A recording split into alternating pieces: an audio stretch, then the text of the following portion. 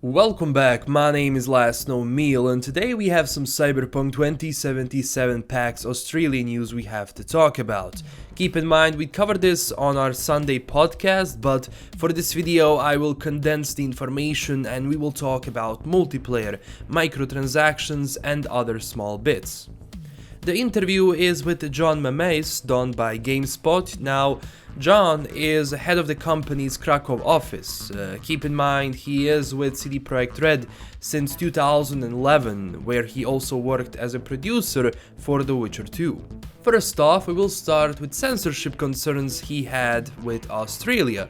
Keep in mind, classification board in Australia is very strict. So any games with drug use and other questionable things usually get banned there or censored with a different version of the game. Now so far he is positive about the fact that the approval from Australia might come, because the game doesn't reward you for using drugs, even though drugs are a part of that universe, but there are certain loopholes.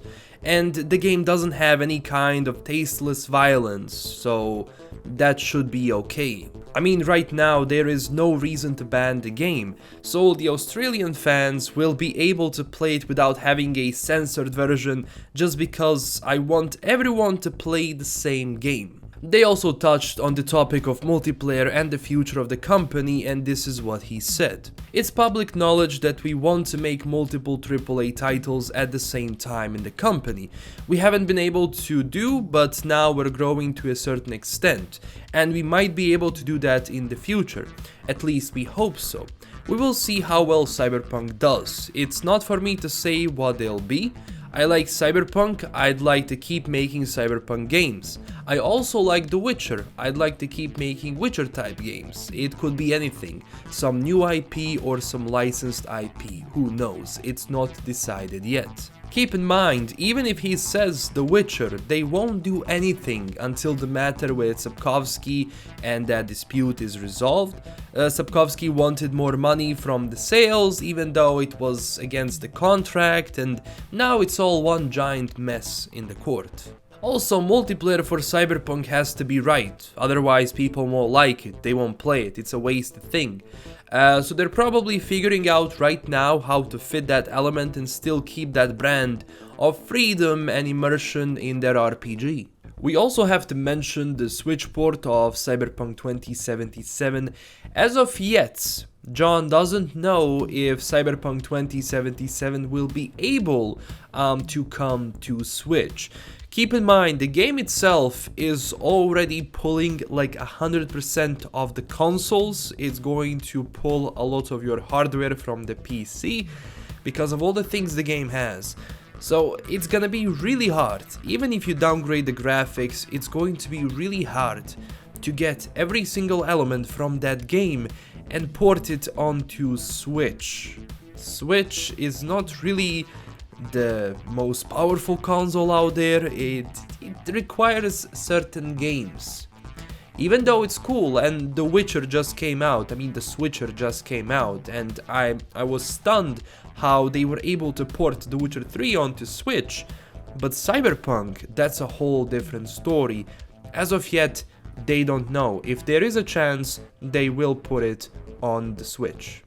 Mames also said how excited he is about PlayStation 5 and Xbox. Keep in mind, PlayStation 5 launches in 2020 during the holidays, so I am not sure if Cyberpunk will be ready when that new generation of consoles comes out. The game so far is coming out for PlayStation 4, Xbox One and PC.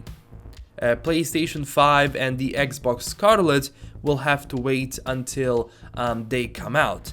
But judging from some development kits Sony sent out, it needs work and developers are struggling. So there might be some delay with the games when PlayStation 5 comes out. It might be a huge hit for Sony if it's not good. But yes, next generation offers a much stronger technology not only for gamers, but for the developers as well. Imagine all the things you can work with and create when you have a stronger piece of hardware. Now when it comes to transactions, they still have a strong opinion that Even though microtransactions are very profitable, it would be a huge mistake to put them after the game comes out or put them in the game like this. As he said, if everyone hates microtransactions, why would we do something like that and lose the goodwill of our customers? Finally, someone with a spine in the gaming industry. I'm so glad that they're taking this stance, because the microtransactions of today are killing the industry. And the only way to actually dedicate yourself to the craft, to the art of creating video games, is to work on the games rather than thinking, okay, how much money can I milk from people with the least amount of content. They also mentioned post-release date plans. I think it's going to be same as The Witcher 3 DLCs and huge expansions. Then there were also some bits about how the story is revolved around immortality chip, and it's quite simple on the surface, but I can imagine all the layers and strings and, below the surface of that story.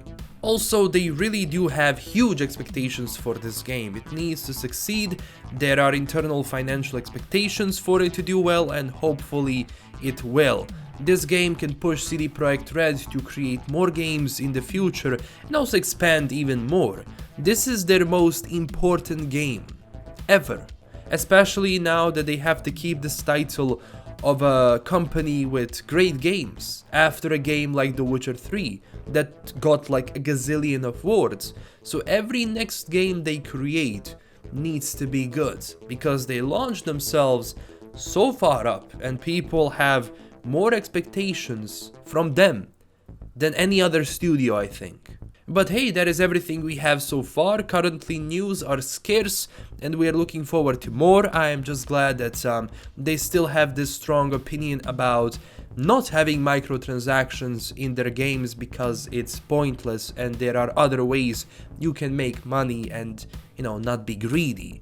Now, don't forget to tell me down below what you think about this, and smash that like and subscribe button for more news. Also join our amazing Discord and Twitter community, and as always, stay classy everyone. Bye bye.